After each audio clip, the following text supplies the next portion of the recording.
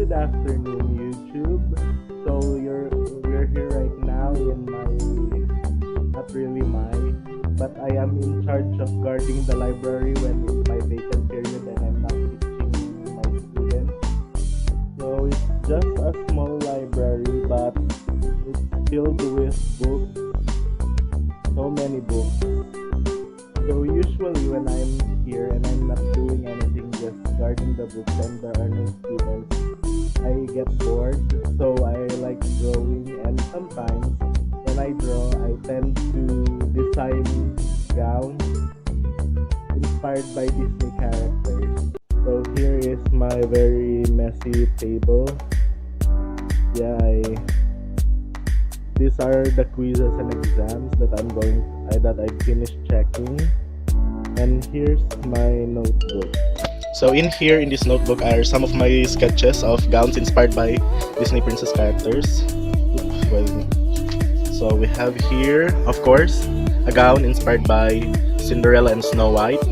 So Snow White is the first Disney princess and of course, the most modest of them all. So I designed here, she would wear this kind of blue coat with a yellow dress that would reach only the ankle. Then she would have this red belt. So this is a nice style of dress. I'm not really good with names of clothing.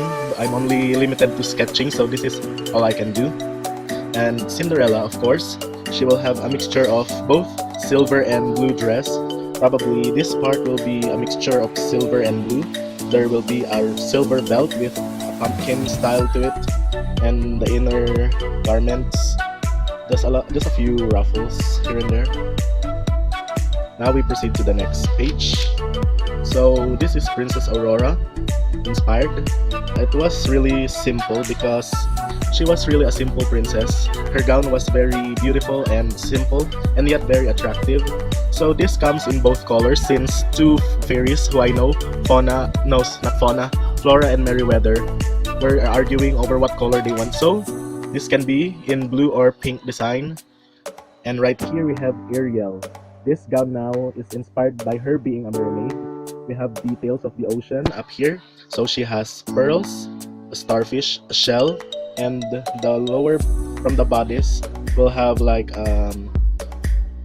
scale-like with pearls on it. And there's a shell here. And then there is this opened because this gown tells Ariel's story that from a mermaid she became human. And this will be a little shade of blue, like it will appear like she is coming out of the ocean and into the human world, just like her story. Now we proceed to the next page. Next we have Belle.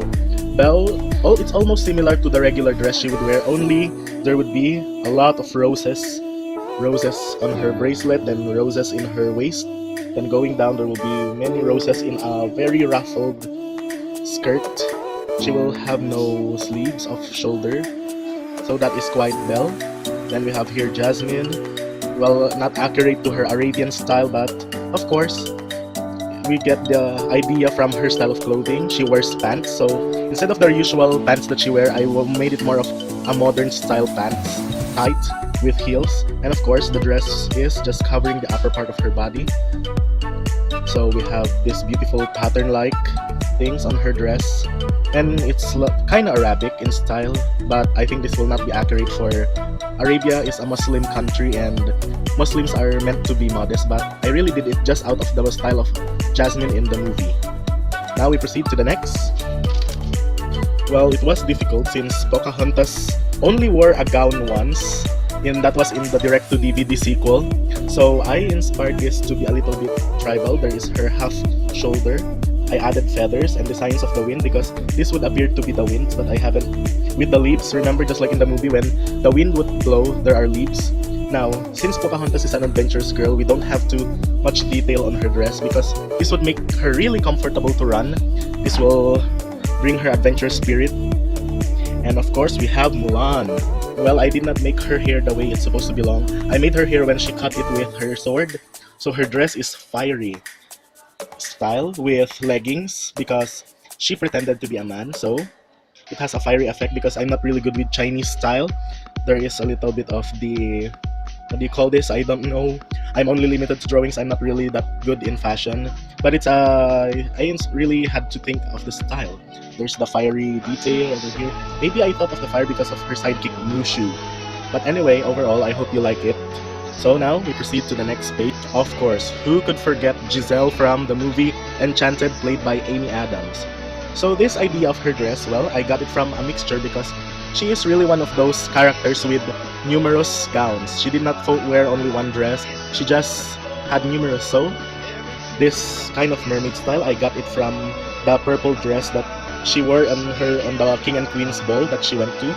The bow is from her blue and her blue dress that she wore when she sang in New York Central Park, and I think also got taken from the first dress. This flower was when on her third day in New York City before she went to the ball.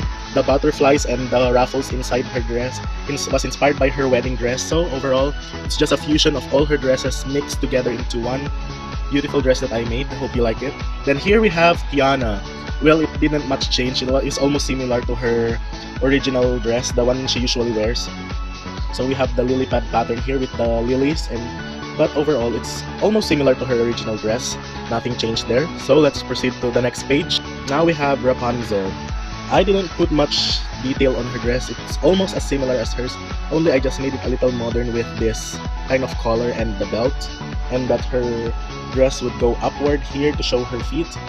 Well, I put shoes there, but you know that in the movie she does not wear shoes. But I haven't changed much anything on Rapunzel. It's just the same dress, just added a modern touch to it.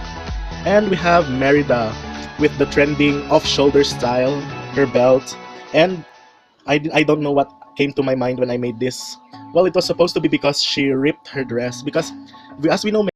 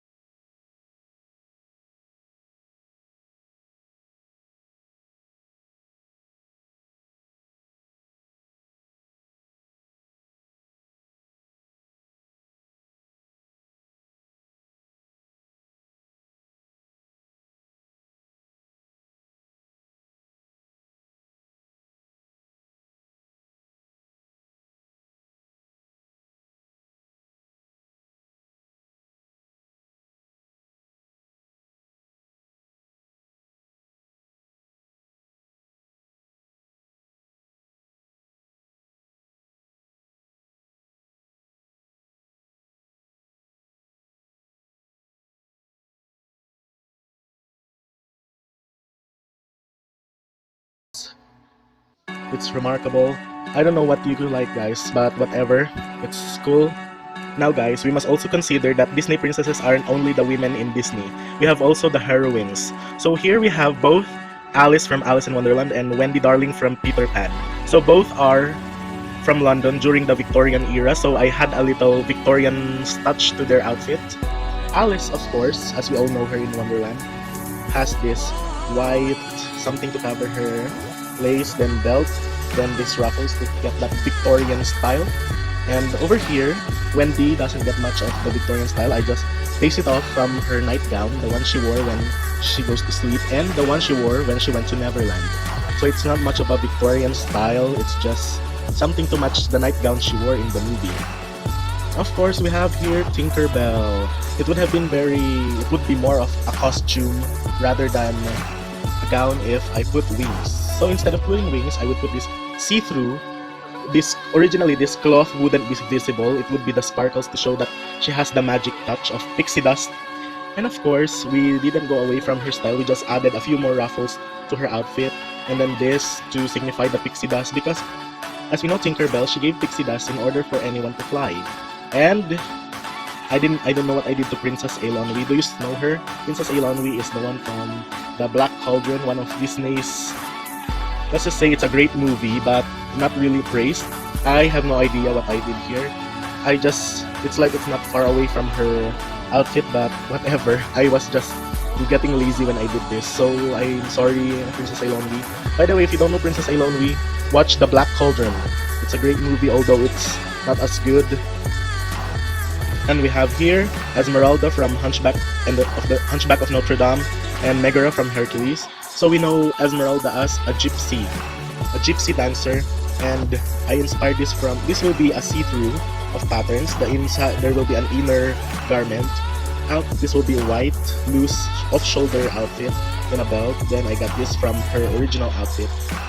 And this will be like a gypsy style. When she turns around, it will make a beautiful pattern because Esmeralda is a gypsy dancer after all.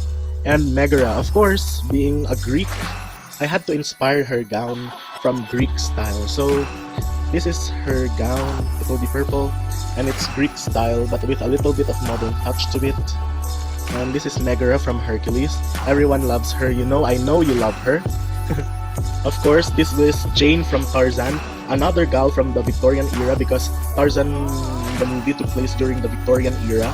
So Jane technically has the Victorian era, even not in this style, but even in the movie, she has the Victorian style outfit. So I never escaped far. I just added a few more design to it. It's a Victorian touch. And guess who she is?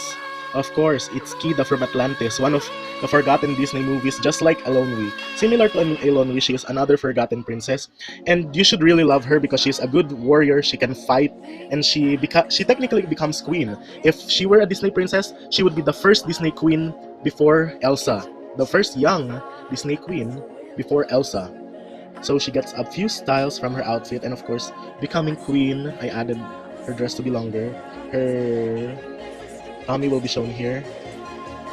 And of course, since Disney already bought the Star Wars franchise, I added Princess Leia. Princess Leia's gown is not much because after all, she became General Leia and she's really a badass princess who fights in the Star Wars alongside her Han Solo. She's really a good fighter and a good leader. So I inspired this from her white outfit. Although I gave a little touch to when she was a slave, I add a little touch of that. And of course, this is a very matured version, but this is inspired by Sophia the First gown with the pearls and the patterns. So yeah, technically that's all. That's all the drawings we have today because I'm almost going to my next class, so see you again.